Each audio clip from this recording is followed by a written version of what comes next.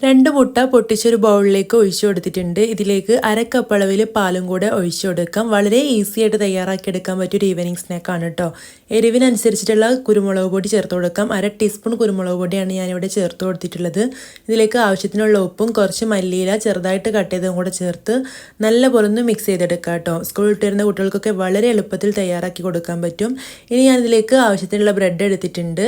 ഓരോ ബ്രെഡും 3 എണ്ണമായിട്ടോ 2 എണ്ണമായിട്ടോ ഒക്കെ കട്ട് ചെയ്തെടുക്കാം കേട്ടോ. ഞാനിവിടെ 3 എണ്ണമായിട്ട് റെക്റ്റാങ്കിൾ ഷേപ്പിൽ കട്ട് ചെയ്തെടുത്തിട്ടുണ്ട്. ഇനി ഓരോ ബ്രെഡും നമ്മളിവിടെ തയ്യാറാക്കി വെച്ചിട്ടുള്ള എഗ്ഗ് മിക്സിൽ ഒന്ന് മുക്കിയെടുത്ത ശേഷം ബ്രെഡ് ക്രംസ് കൊണ്ട് കോട്ട് ചെയ്തെടുക്കണം. കുറച്ച് ബ്രെഡ് ഒന്ന് പൊടിച്ചെടുത്തിട്ടുണ്ട്. അതിലൊന്ന് നല്ല പോലെ കോട്ട് ചെയ്തെടുക്കുക. അതിൻ്റെ പുറം ഭാഗമൊക്കെ നന്നായിട്ട് മുരിഞ്ഞ് കിട്ടണം.